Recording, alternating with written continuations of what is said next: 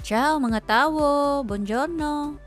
Thank you Lord sa isang bago na namang araw at panibagong buhay na pinahiram niyo sa bawat isa sa amin at sa aming buong sambahayan. And for today's video, tuturuan ko po kayo na mag-book ng appointment for NBI clearance. Mag-log on lang po kayo sa clearance.nbi.gov.ph. Then, kailangan muna nating mag-register. Sabi po dito, do you have any clearance issued from 2014 to present?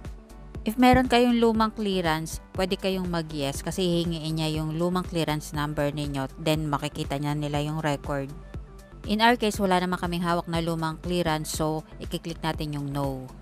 Then, fill upan lang po natin kung ano yung mga nire-require niya. Yung gender, then civil status, then birth date, and yung name, middle name, and surname nung kukuha ng clearance.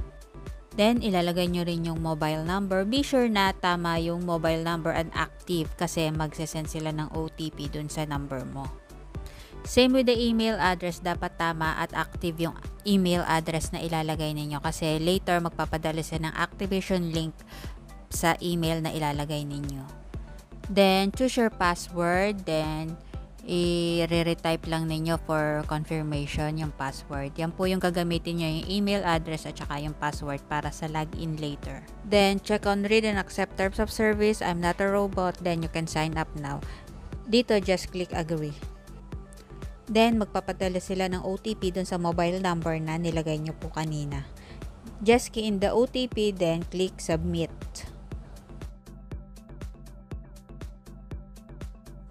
Then, lalabas dyan, OTP verified successfully.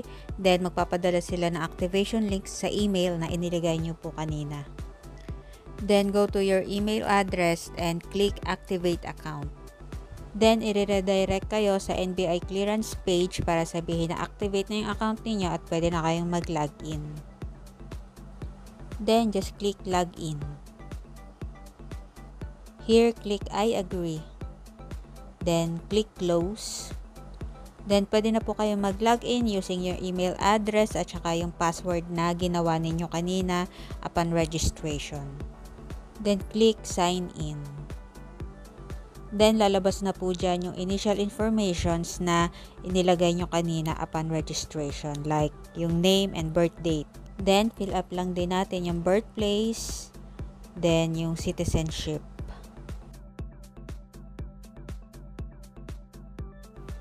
Then, fill up lang natin yung ating contact details like yung residence address. Then, yung mobile number na ilagay naman na natin kanina upon registration. So, nakalagay na siya automatically. Then, fill up the family background, yung spouse name and spouse birthplace.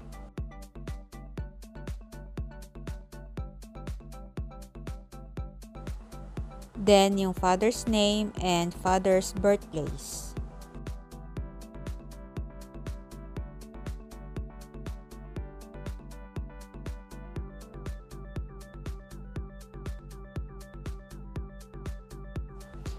Ganon din sa mother's name and mother's birthplace.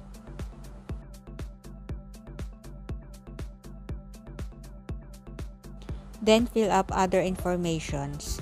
Then, save information. Double check nyo na lang lahat ng informations kung tama lahat. Then, click submit.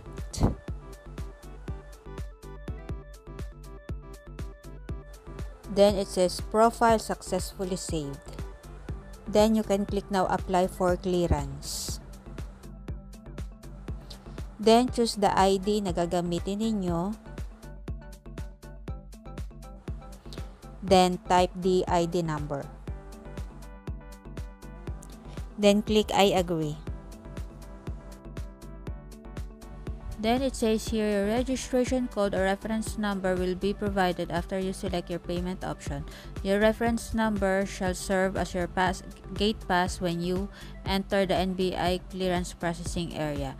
To avoid inconvenience and long queue, please pay your NBI clearance fee using your reference number at the selected payment option.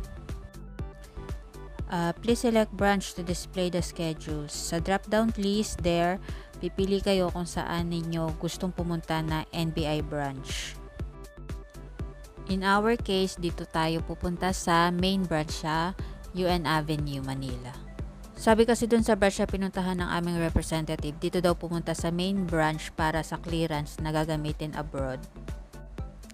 Then, pwede na kayong pumili ng date kung kailan nyo gustong pumunta. Just choose AM or PM. Wala siyang specific time. So, kung kunwaring AM yung pinili nyo, anytime ng umaga.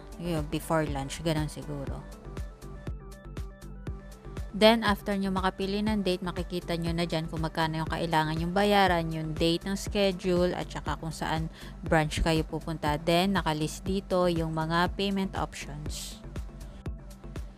And in our case, pipiliin natin yung GCash para mabayaran na rin natin agad. After selecting your payment option, lalabas dyan yung reminder. Once you click proceed to payment, here are the next step. A reference number will be generated. Use your GCash app. Pay using the reference number or scan QR code. Then click proceed. Then, ayun na nga, bibigyan na kayo ng reference number na gagamitin ninyo. 160 yung babayaran nyo kasi meron siyang additional 30 pesos na system fee. Then you can go now to your GCash account, click view all services, then click the government icon. Then hanapin nyo na lang dyan sa list ng government agencies yung NBI.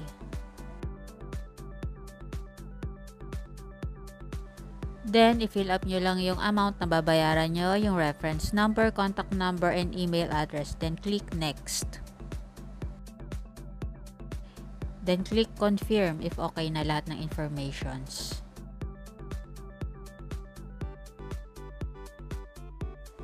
Then ayun, paid na yung ating NBI clearance. Pwede na kayong bumalik sa page ng NBI clearance para i-check yung status. Hindi na kailangang i-print yung application form. Okay na daw yung screenshot para i-present sa NBI branch. I hope nakatulong. Hanggang dito na lang muna. Bukas ulit. Ciao!